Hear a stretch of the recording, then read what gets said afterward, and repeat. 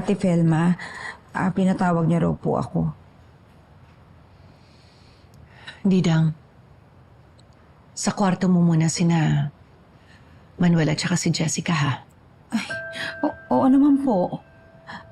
Ate, sorry na rin kasi nakipagkuntsaba ako kay Colleen.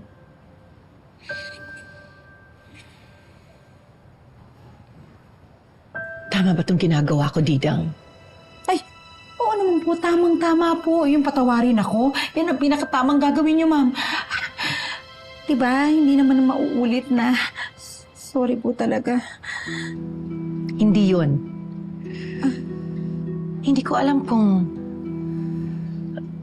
Yung tungkol sa pagstay ni Manuel at saka ni Jessica dito sa bahay. Yun ba? Oo naman, ma'am.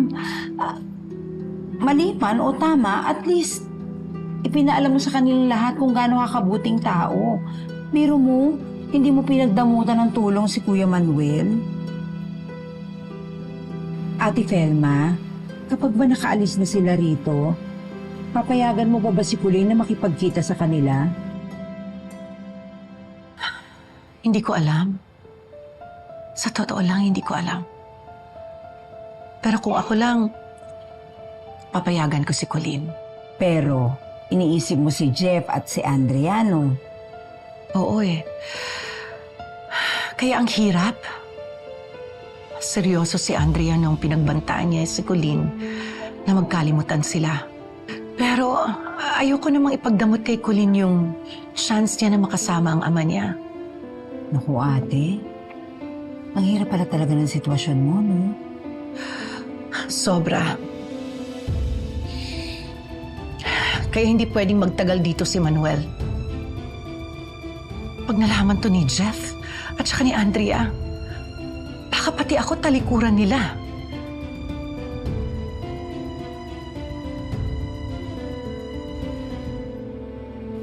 Tay, alam niyo po maganda sa kwarto ni Ate Didang.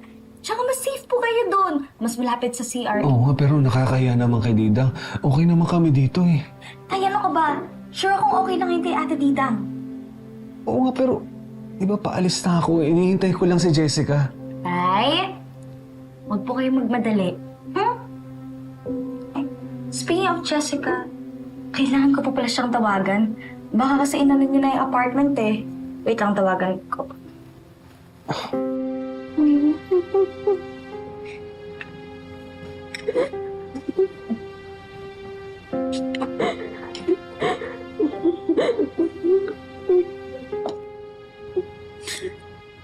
Tama na yan. Lagyan mo ng yelo yung mukha mo para hindi mamaga.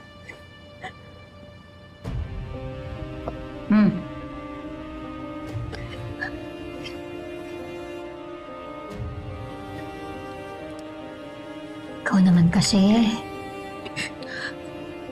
Hindi mo pa sinabi kung nasa ng daddy mo eh. Sana, hindi ka na nasaktan. Wala tayong problema. I won't tell you, Mommy.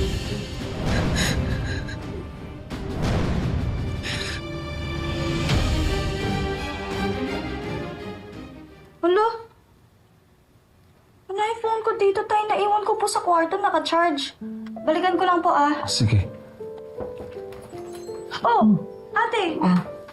Ako yung Manuel. Aayusin ko lang yung kwarto ko para mamaya ready na kayo lumipat. Ay, ate, wait lang. Kailan po ako ng cellphone? Sige. Thank you. Ay, speakerphone mo, anak. Opo.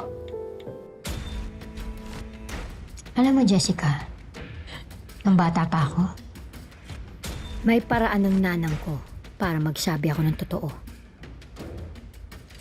Gusto mo ipakita ko sa'yo kung paano?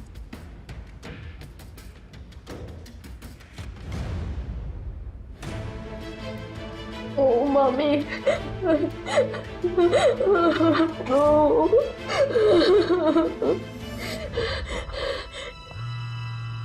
No! No! Mami, give it back! Ate, di.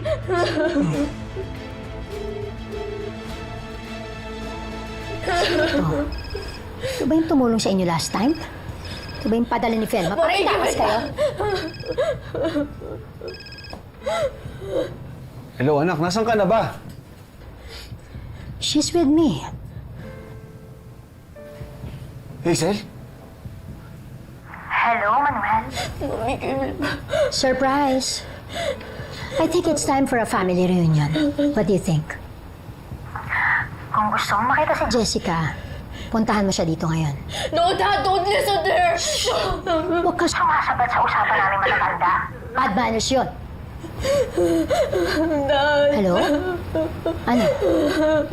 Pupuntahan mo ba siya? O kami ang pupunta sa'yo? Susunduin ka namin. No! No! No! Hazel naman, huwag mo na kaming guluhin. Sige na, pakawalan mo na si Jessica. Di ba sa'yo pabigat lang ako sa'yo? Oo, bakit mo ba kami hinahabol? Tanga, Dahil asawa kita. akin ka lang, naiintindihan mo? At kahit pabigat ka sa akin, Asawa pa rin kita. And believe it or not, mahal pa rin kita. Kasi may pagmamahal yung ginagawa mo eh. Ayaw mo lang akong palayain. Sige na, parang awa mo na. Nagmamakaawa ako sa'yo. Gusto ko lang ng tahimik na buhay. Pakawalan mo na si Jessica. Kung gusto mo makita pa yung anak mo, puntahan mo na siya dito. Ngayon na! No, Dad! No matter what happens, don't come here, Dad! Hazel! No, Mom! Mom! Mom, no! No! Help me! Mom! Help me! Pumayag na ako na mag-extend ang tatay mo dito. Wala sa usapan natin na makialam tayo sa away ng pamilya nila. Pwede ba daanan mo na lang kaya ako dito? Paglalakarin mo pa ako eh. Miss, sensya ka na. Ba't ang tagal mo? Kanina pa kita hinihintay. Ikaw, dali na, halika na. Miss! Miss, minaiwan ka! Kumusta naman si Jessica? Nay, hindi pa rin po sumasagot eh. Anong sekreto, Nay? Tungkol na naman ba to sa tatay nitong si Pauline? Di ba wala ka namang concern doon? Kaya pwede ba hayaan mo na lang kami? Tara na nga po, Nay. Magdasandis ka talaga. Sobra ka na! Pauline, tama na nga. Tumigilan na kami. Dalawa ko talaga ako. Ano ba? Aray, ikaw na! Sobra ka na!